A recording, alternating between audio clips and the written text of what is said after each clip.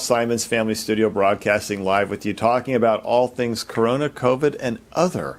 And today we have a really great program for you.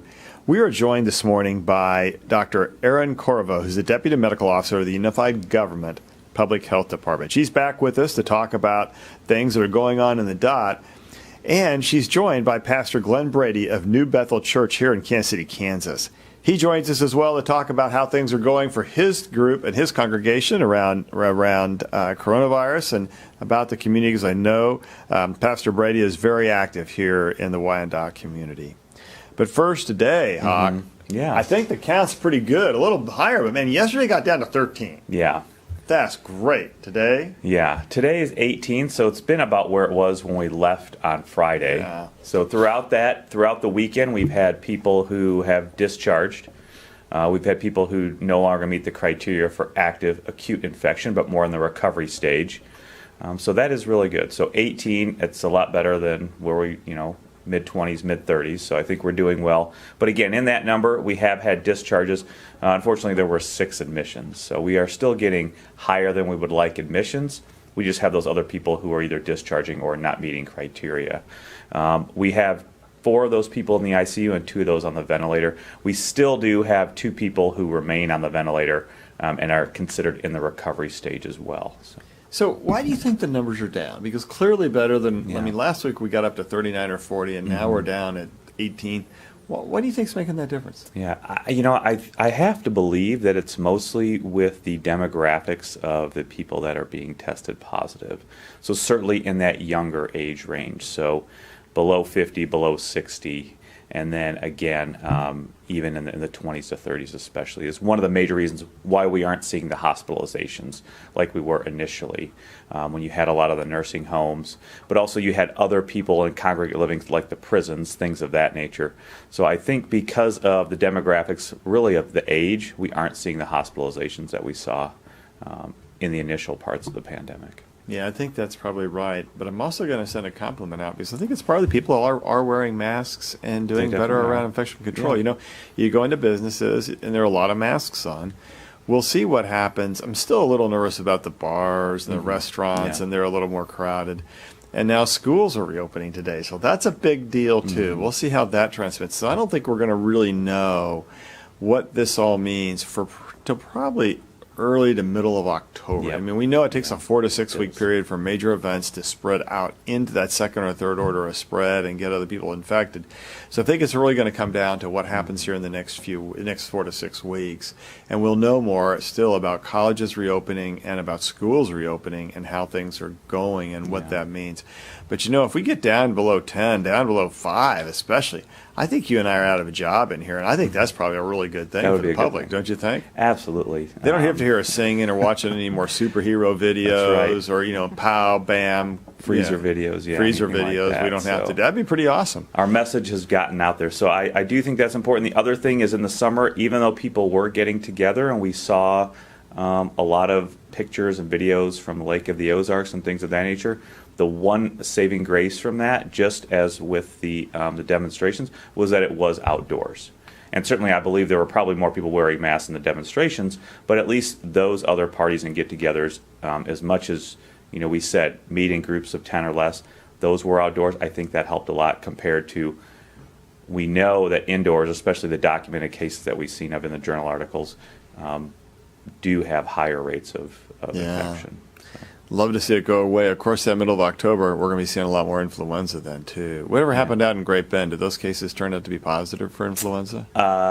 We only retested one, which was thought to be a co-infection with influenza. But again, activity of influenza around the nation, and particularly in Kansas as well, is very low. That was there was a confirmatory PCR test, which was negative. So keep those masks on. It's working, and it's going to help with influenza. Dr. Corvo, how are things in the DOT?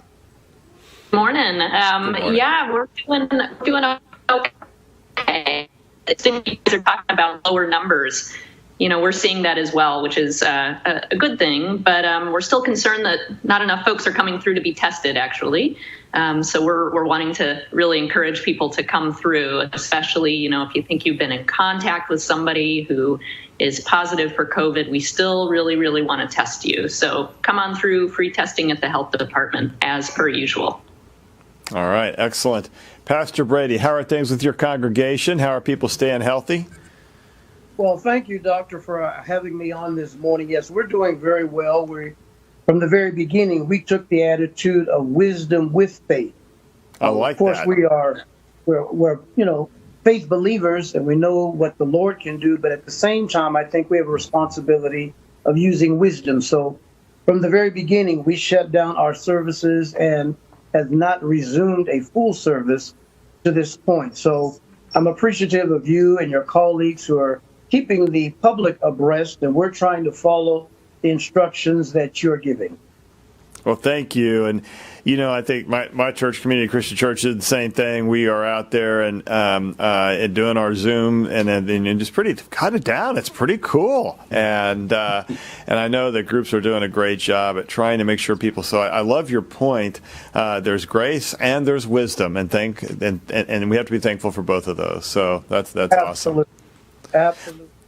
All right, Jess, I know Jill is still on vacation, so Jess is here with us this morning. Let's see if there's any questions from media. I'm not hearing any of that. So, Jess, I bet there are going to be questions from our listening audience stored up over a 3-day holiday weekend that was outstanding. And just to say, before we depart today, we have to get everybody's predictions for Thursday night. Yeah. And I'm not going to talk about what time the sun sets, talk about Chiefs football. I love that. Okay, so, school just started today, so you're going to get a few school questions. So, all right. Travis, he says, with school in session, any signs or symptoms I should look for initially for my kids? I'm really concerned about them being asymptomatic. All right, let's deal with that one.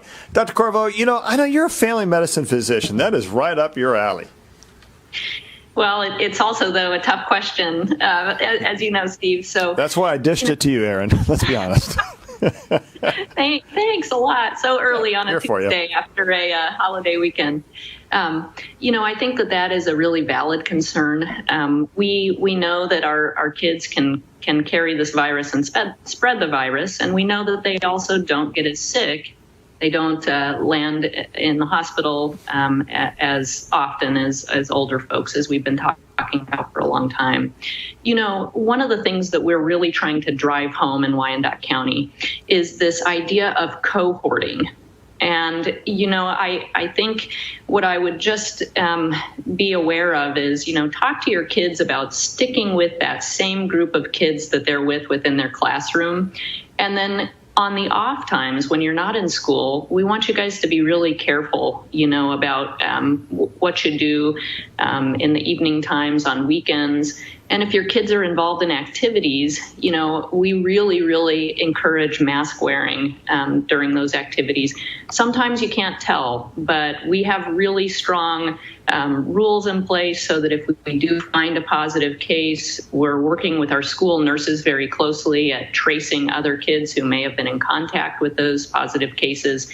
And so we're doing really the best we can. I can't say enough about our educators and our superintendents in Wyandotte County. They've all been so very helpful. So good question. Sorry, I don't have a perfect answer for it, but I think that it is a really big concern and valid concern. I think it is, Hawk. And I think just things like fatigue, not having the same energy, low-grade fevers, a little bit of cough, or sinus strains. And unfortunately, that's like every kid at some point during the week, right? And so you always have to be on the lookout. Yeah, absolutely.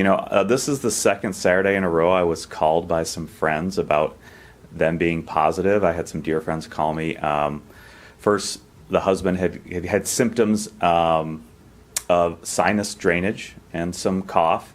Wife had cough and was feeling bad, mild. So we have to understand that a lot of these symptoms that we're talking about can overlap with things such as influenza, such as the common cough and cold. And to Erin's point initially in her statement about testing that Wyandotte County is doing, that is going to be a big thing moving forward. And I think as we get further into this, we need better access to testing. But I think we are on the cusp of that, not only with the NP or the nasopharyngeal swabs, which we've been using, but also the saliva rolling out to the masses for asymptomatic or symptomatic. We aren't there yet. But then also the antigen testing, and particularly because it is such an easy test, if you can get access to that for the asymptomatic people, where you are looking at it and you have frequent access to be able to get it, if it's negative, really it's a very good negative predictive value, saying that if it's negative, you probably don't have it based on all the numbers and the statistics, because what they really think is that if the antigen testing is negative, you probably don't have enough virus to be contagious anyway. So we are working towards that, and I think moving forward, really access for the general public for asymptomatic or symptomatic testing is going to be very important. Yeah. Pastor Brady, as you've talked and counseled your congregation, and I know there had to be a lot of questions about school, tell us about some of the attitudes about returning to school amongst the parents. That's a very good question. And even our church, we had a forum that we invited those from the health department, the school system, administrators, counselors, and we had a forum to help our congregation know how to prepare for going back to school. As you know, some students are in person, others are doing virtual. And it's not only the students, it's the pressure on the parents as well, especially when you have single parents and they're trying to balance between work and still making sure that they're home with their kids. So we've had a lot of great conversation. And I think there's not just one perfect answer. Everyone has to adjust to their specific situation. But we're certainly trying to provide as much information as possible so people can make intelligent decisions. Yeah, there's that wisdom thing again. We can find some. You know, I think that's what we've been saying to parents all along about going back to school, Dana, is that really it's a highly personal decision, and you've got to make a decision about the health of your bubble and a level of risk you're willing to accept, because it can change for everybody. And, you know, if I have 3 kids, they're older now, but when we were younger, they're pretty healthy. I think we could have probably said, okay, we can go back to school. Yeah. But that's not true for everybody. I know. Right. You tell us about how you went through, because you've had to think about that for your kids. Yeah, absolutely. Individually, for myself, it's, probably if I got infected, I would be okay. But you never know. You roll the dice with this infection, especially as you get, above 40, 45, 50, up to 60. And we know above 60 is certainly higher risk.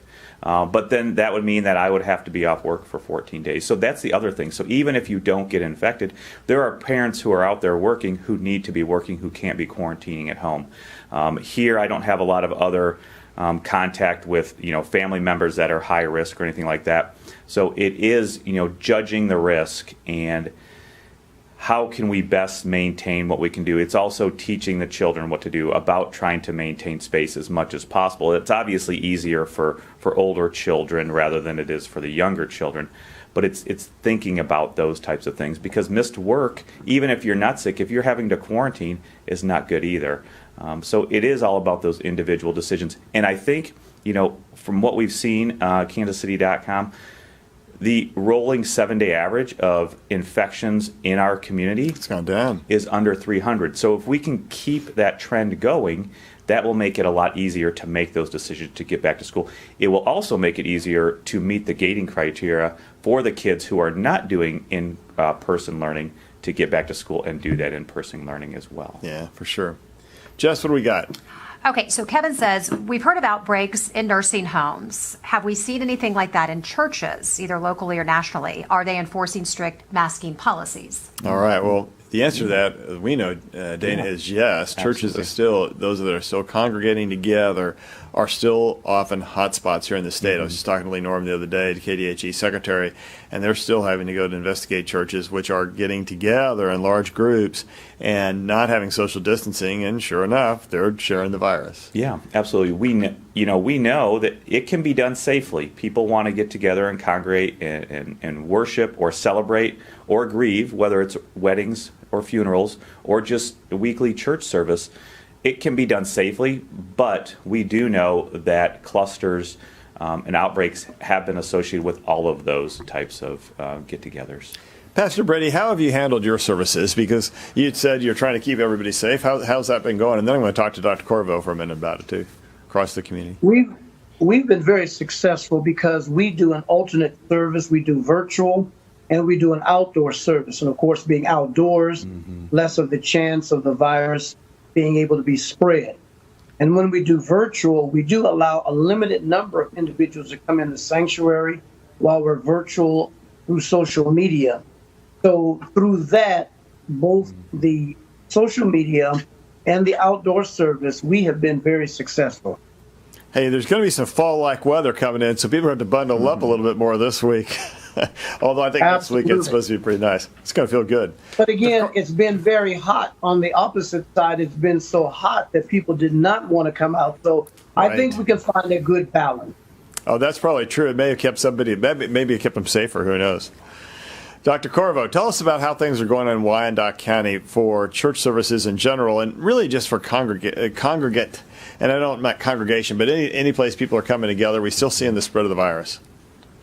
We are. We've had a few outbreaks. We're really looking, at workplaces, especially right now, and seeing some further outbreaks there. But we've got a great team of epidemiologists that's, very quickly kind of jumping on those situations and trying to keep people safe there.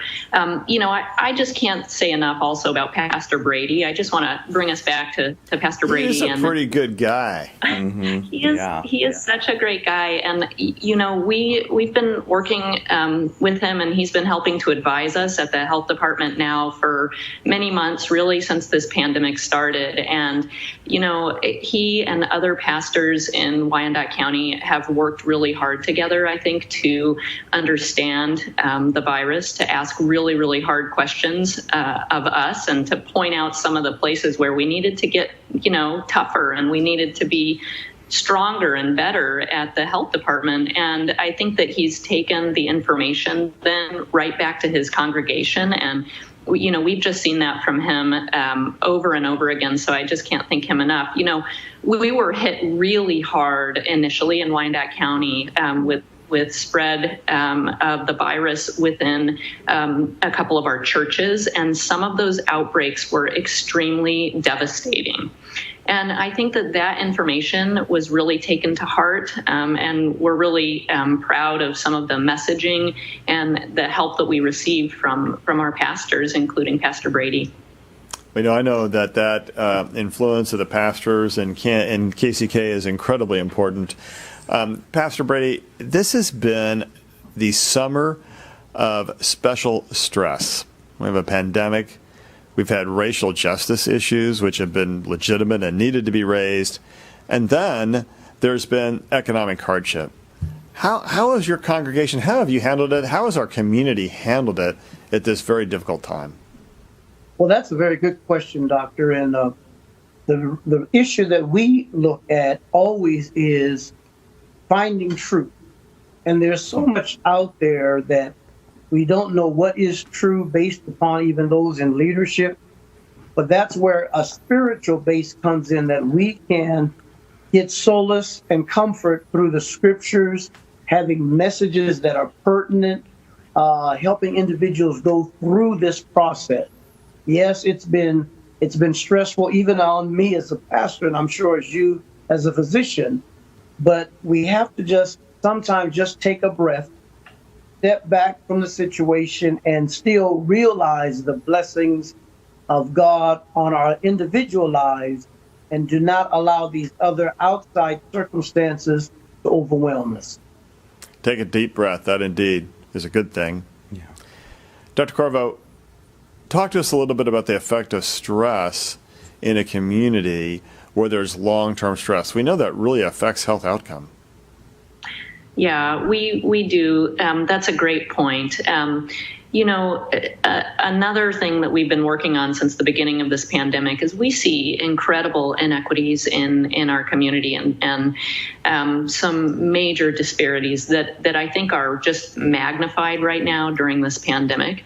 The stressors on families are real, as far as the economic stress that you've talked about, some of our families have single parents. They're struggling to keep their kids in school and also work. And these are all real issues. And I think that the parts of the community that they affect, it just is another burden upon, this massive pandemic. And you talked about racial justice issues, which are, I think it's good that this stuff is coming out. We're actually working with our health equity task force in Wyandotte County to always seek the advice of our leaders from our community organizations and our churches and other groups that are really interested in seeing these disparities disappear within Wyandotte County. So I have to say that that's been a great thing for our health department. But another thing I wanted to say is that we've really tried to not separate, getting this virus with other services. So we wanted to put together, those social services. If you need help, in the way of food, housing, other interventions, medical bills, whatever, we are systematically calling folks who have been affected by this virus within our county and getting them help through our community health worker program, through other community organizations. And so we're really trying, and we're always open to creative suggestions if you guys have any from the community or from you there at the university. We're always trying to do better. Thank you. Dr. Seitz, I have a couple of questions from the media, and the first one's from Charlie at 41, and it's to Pastor Brady. He says, I remember seeing your church's drive-through blessings on Good Friday. How important is it to you to stay connected to religion throughout these times? Yeah, there you go. What a great question, Pastor. Very good question, and absolutely. See, we're rooted in faith, and when we cannot come together as a congregation, my emphasis is that you still have to have that personal relationship with God. And you cannot forget your foundations spiritually.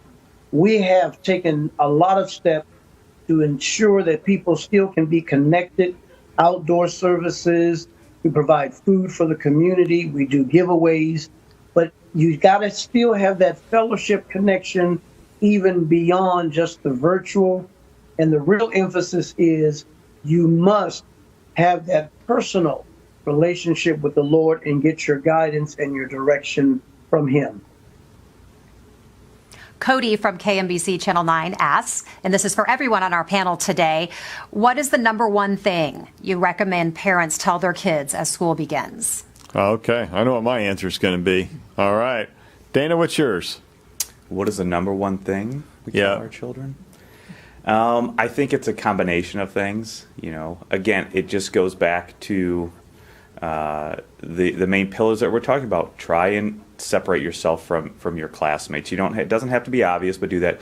Keep your mask on, and that's all in one kind of grouping. I think the other biggest thing is that everything will be okay. We are here for you. Your teachers are here for you. Everything will be okay. Pastor Brady, what's the number one thing you would tell kids today? Of course, I'm not from the medical background or that expertise, but I would remind our kids to be courteous one to another. We want to make sure, and see, part of being courteous and considering your classmate is social distancing, wearing your mask. It's not just about you, but you have to remember you can affect your classmates, and that's just in school and in college. So from my perspective, it would be make sure you're courteous to your classmate. I love that. What are you thinking, Dr. Corvo? I'm thinking for me, masks win big time. So I'm going to say simple act of kindness, masks up all throughout the day. You guys can do it. I hope you've been practicing at home. It's not that bad. It's pretty cool, actually. Mm-hmm. Well, when you asked that question, the first thing that came to my mind is to say, I love you. Mm-hmm. Yeah. Because that's the first thing I start with my kids every day. And they were over for dinner last night. They're inside our bubble. We long ago established that. I still give my kids a hug. It's a brief hug. And say, I love you. Because, I think at a time like this, when there are so many stresses in the world, both around racial and social justice, which is so important. A pandemic which just eats away at all of us and causes cows, COVID weariness syndrome. Economic hardship for people trying worried about their work and whether the business is going to stay open. I think those three words, I love you, mean more than ever. And I think our kids need to know that they're loved and that their parents care deeply about them. And hopefully that will give them the security and the ability to follow the things we ask them to do, be courteous, show kindness, and show the greatest act of love, which may right now be wearing a mask. Because wearing a mask is just a way to say I love you. Because that's how we take care of each other. So a common question about travel this morning. Lindsay says, realistically, we cannot stay apart from our children and grandchildren. And if flying is the only option, how do we safely travel to get together with family that we have not seen in so long? How high risk do you feel flying is if we're seeing a downturn in cases?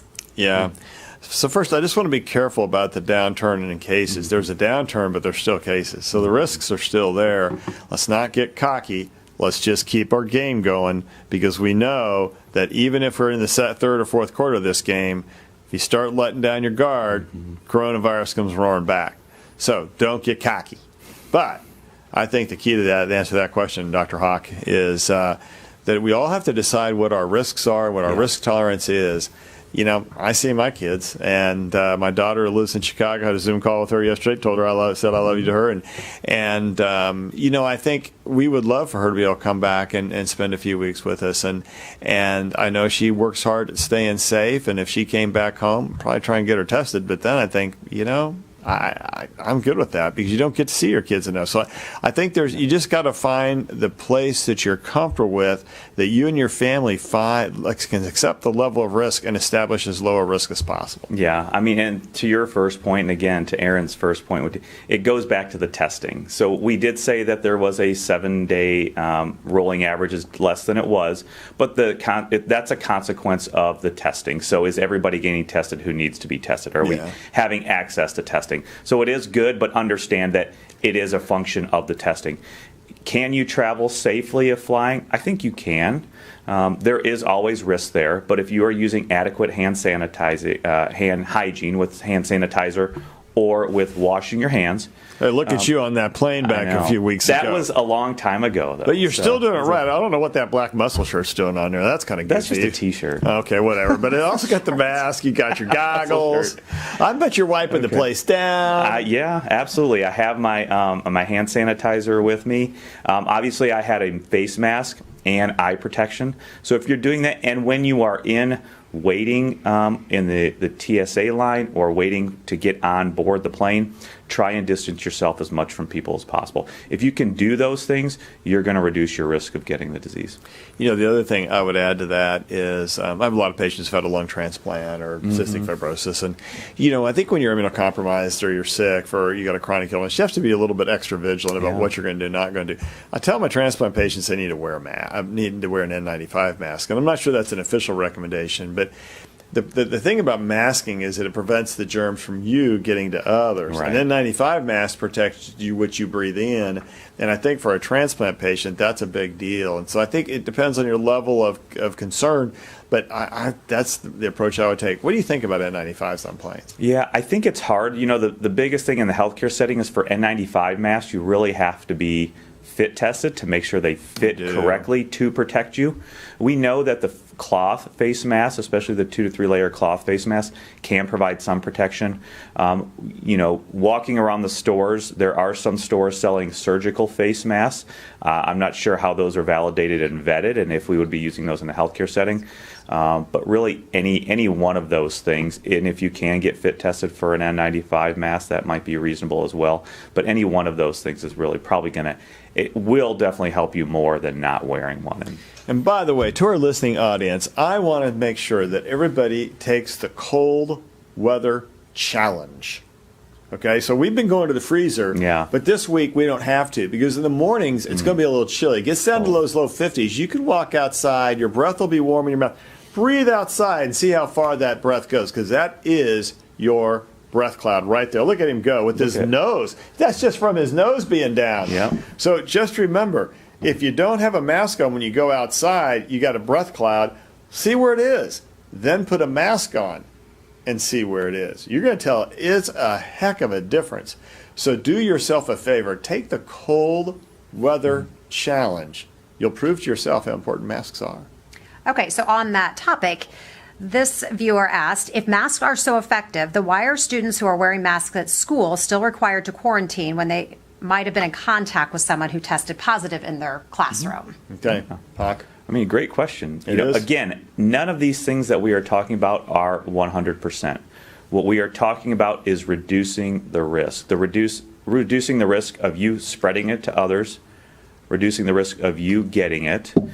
Again, we know that there is the third mucous membrane. You have your mouth and your nose. The third mucous membrane is your eyes. You can still contract the virus through the eyes, especially if it's in the droplets and it does land in your eyes. Your eyes, the lacrimal ducts do drain down to the respiratory and the sinuses, and then you can get infection that way. Even that one researcher who studied Ebola and who studied HIV, he got it. He felt he got it on the plane. He was taking all the precautions, but he didn't have eye protection. He felt he got it through the eyes. So all of these things that we're doing talk about risk reduction, and you can reduce the risk as much as possible. But if you are out in the community, if you are in these places, there is always a little bit of risk. Now, we have a little bit of respite because we did see from that CDC publication, again, we go back to the hairstylists who were close in proximity to their clients. 2 of them had COVID-19. The 140 clients did not. They both were wearing masks. And there was no obvious transfer of the infection from the hairstylist to the client. So there is very good data to suggest that wearing the mask by both people will help, but you never reduce that risk to zero. And I think in the situation, Aaron, of a school, one of the things will be that if a person tests positive, do the other people in that bubble need to be quarantined? I think the answer is partly yes, because you're never really quite sure that everybody wears the mask all the time. Yeah. And number 2, masks protect your stuff from going out, not necessarily from what you breathe in. Yeah, that's exactly right. And so we would want to quarantine that small bubble or cohort is another word for that we've been using a lot. And I think that, Dana really got it right. It's not a perfect 100%, reduce the risk of spread of virus when you've got a mask on, unfortunately. Those N95s are the best thing we have, with that 95% risk reduction protection there. And then, paper surgical masks we think are pretty effective. And then, the cloth masks a little bit less so. They still help a lot, and especially if both people in the situation, are masked. If one is positive, if both are masked, you get sort of an extra boost of risk reduction there. But, yeah, we're trying to be really, really careful with our kids, and so we may have to quarantine kids, even if one is positive, and we've still been wearing masks and social distancing. So, Pastor Brady, here comes the tough question for you. Do you wear a mask when you go out in public? Absolutely. Good Absolutely. Man. I love that. I wear a mask. Our family wear a mask. I have a 2-year grandchild. A granddaughter, and she wears a mask. So my wife's an RN, so we're very health conscious. And I must say also, Dr. Koval and the entire staff at the Wyandotte Health Department are doing an excellent job, and they are the ones that is constantly reiterating, do the right thing. We're following their direction. But to answer your question, yes. Now, if I'm in the car, our social bubble, no, I'm not wearing a mask. Yep. But if I'm out in public, absolutely. Yeah, I'm right there with you. That's exactly it, I think. Now, I heard a little baby in the background. Whose little baby? Where was that? That was my granddaughter. That's Amelia. She's staying with us for a few days. So, yeah, that was her. You tell Amelia we said good morning and hello. All right. All right, so back to church. So thoughts about choirs in church services. Oh, choirs at church services. Is it safe to get together and practice for about an hour or so? Practicing for an hour, Pastor. What do you think? Well, I think Dr. Corvo's shaking on that question, but you start. I'm going to let Pastor Brady open this one up. You know how nervous I am about singing, though. Uh-huh. So, yeah. Well, from our perspective, we do not have anyone basically in the sanctuary. So it's just the worship team and the band members. They're wearing masks, but we are safe distancing even while we're singing. But we do have singing as very much a part of our worship service. That's why we don't have a live service, and most of the worship team are in a bubble. We do testing prior to anyone coming into the sanctuary. We test their temperature. We do trace information, so if we have to go back and do contact. So we have singing, but we don't have a full congregation. So consequently, we have safe distancing, but it is very much a part of our worship service. Oh, that's good. That's kind of where ours is as well. And the only problem is it means I can really hear myself when I sing, and that may not be a pleasant sound. I'm not sure. I'm not sure how good that is. Hawk, what are they doing where you go? We still are not using choirs at this point in time. Yeah. Really, in service, there's not a lot of singing at this point either. I think, if you are separated and distanced, I think it can be safe, but right now in the current state, it's probably still a little bit risky, especially if you are having choirs, 6, 8, 10 people together. And I would say choir practice right now, if they're together, is just a bad idea. Yeah. Just a bad idea. I would not do that. Dr. Corvo? I think I'm with you, Steve. We have encouraged our churches and also our schools to do singing practice and also, instrument practices, especially like woodwinds and horns and stuff like that, to just do that outside, and I think it sort of matters about how you're positioning yourself too. We wouldn't want people sort of circling up and singing toward one another. Right. Or lined up too closely and singing over, one another in a tiered sort of way or anything like that. So we've been pretty strict on that. And the real worry is that there's potentially particles are spread further and potentially even aerosolized particles. The louder we speak, or if we were to yell or to sing or whatnot, it just increases your risk. Yeah, exactly. This morning I was out exercising. It's kind of the same thing, really, and we were well spaced apart, 20 feet each, and it was an exercise class always outside, and the wind was blowing. Yeah, I was like, okay, totally safe like that, right? It's just makes a huge difference. Dr. Stites, would you like to share the John Denver song that you sang in the freezer last week? I think I heard there that. There may be a John Denver song that pops out sometime during this week, indeed. I do love that song, Take Me Home, Country Roads. We may have modified that tune a little bit this week. We'll see how that goes. You may see that Thursday, I think. Is that right? We'll see. I think there may be some to it come Thursday. The real you comes out. Little tease on that. It's coming. Okay. Take Me Home, Country Roads. That's right. I'm looking at you, Patrick Mahomes. Okay, go ahead. Okay, so Jennifer asks this is about testing. If we're continuing to increase testing in the community, how does that overall keep us safe? You bet. Dr. Corvo, talk to us a little bit about the importance of testing.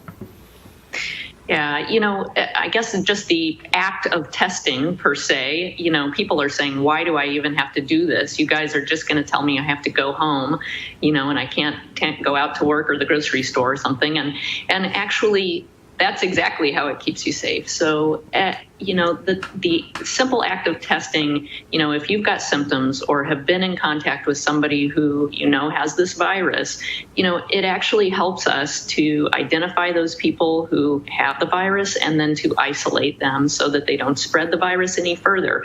And that's the whole idea sort of behind the contact tracing thing and why we are encouraging as many people as possible to test. We've been working really hard with our schools and workplaces throughout this pandemic. So, if, for instance, you were saying, geez, I have a hard time because my workplace doesn't recognize this or that sort of thing, we will call your workplace for you. We will work hard to, help relieve you of that pressure. And so we want everybody, again, to isolate for those 10 days if you've got a positive test. Yeah, so important. Yeah. Okay, time for one more question, Jill. Jessica, gosh, sorry about that. That's I knew all right. that. We're interchangeable. Okay, yeah, so J&J. That's all right. That's close enough. So LJ, question for Pastor Brady: are churches requiring masks? All right. What do you think? How is your church requiring masks when folks come in? Yes, we do require masks. There's a protocol again for those that actually come into the service. Now, when we're outdoors, we do not necessarily command a person to wear a mask, especially if they're in their car. But if they do come to the sanctuary and they're not participating with either giving a singing or doing anything of that nature, yes, we do require everyone to wear masks during the service. Sure sounds like a great answer. Well, final thoughts, Pastor Brady, as we wind down today. Again, I'm grateful for all of the attention that you guys are giving, and we want to certainly continue to follow your instructions. We are always putting faith first, but we all have wisdom with our faith, following the scientists, and we just want everyone to be encouraged and keep your spirits high and lifted up and know that the Lord is following you. Thank you, and it's good to hear that thought that science and faith can walk together. Yeah, Absolutely. Dr. Corvo. Final thoughts? Thank you, Pastor Brady. I want to just echo what you say, and I do think that you all are making a difference in our community by your mask wearing, by your social distancing, by being careful where you go and what you do, and we appreciate that. As Dr. Stites said earlier, don't let up now. We're looking really good, and I also want to issue a, congratulations. We made it to the opening of school, and we're going to do our best, but good luck to all our kids out there, and I hope you have fun in your first week back. Yeah. Hawk? Yeah, I think for today, we've touched on this a couple times during the show, and it's all about the testing. So it is about testing not only the symptomatic people, the people who have symptoms, because then you would expect that there'd be a high number of positives, but it's also the other pool of testing, and that's the asymptomatic people. And the more that we test, the more we have access for people to get tests with timely and efficient results, we will get a better picture for really how much is that disease out in the community. We can make our gating criteria. We can get our kids back to school. But we can have a better handle on public health, but also individual health, to know that if you have a positive test, then you probably will reconsider going out to that congregation or meeting with other people until you are 10 days past that test. We can get a better idea for really how much disease is out there in the community. So it does go back to testing, both asymptomatic people and symptomatic people having access to that test and having timely results. And hopefully we are on the cusp of getting better, more efficient, and access to testing for the general public. Indeed so. Hey, tomorrow we have a really cool program. Dr. Louis Satterwhite, who's a pulmonary critical care physician here at KU, is a great doc, good friend. He talks about life in the ICU for COVID-19 patients. And if you need a little bit of extra energy about why you want to wear a mask, come listen to Dr. Satterwhite talk a little bit about what happens in the ICU with COVID-19. His wife is Dr. Catherine Satterwhite, and she's the Regional Health Administrator for the Department of Health and Human Services. She's going to be joining our conversation to talk about how we stay safe this fall and the bigger challenges of things, especially as that we reopen schools across the way. Chiefs Arrowhead opens up, so the football is going on. Mm-hmm. So things like that are also important. And also, say hi to Sarah. That was who was on the Flint Hills Trail just a moment ago. She says she doesn't usually need a mask when she's out on the trail, but she always has one just to be ready in case. Remember to send us those mask photos. You can include reasons besides safety that wearing a mask is useful. Remember that song, 50 Ways to Leave Your Lover? Just sneak out, what is it? Walk out the back, Jack, make a new plan, stand, all those terrible things, right? Well, now we're going to talk about 50 ways or 50 reasons to wear a mask, like bad breath day, or I missed with the lipstick, or terrible razor, zit on my nose, stuff like that. We want you to write in and talk to us about the 50 reasons you think you should wear a mask. Hey, this has been great. I always enjoy having Dr. Erin Corvo on the program. She does such a great job, Deputy Medical Officer, United Government. Thanks, Erin, for coming back with us today. And a special thank you to Pastor Glenn Brady of the New Bethel Church in KCK, who's a great community steward, does such excellent work here in Kansas City, Kansas. You know, one of the things I liked about today's program was we talked about how grace, wisdom, hope, love, and things like that help lead us through a pandemic. Mm-hmm. And yes, science too. And we can all walk together. And the closer we walk together, the better our walk becomes. And the easier it will to get through the pandemic of 2020. We'll be walking here tomorrow. We hope you're back with us and join us again. Remember, there's still no place like home. See you tomorrow.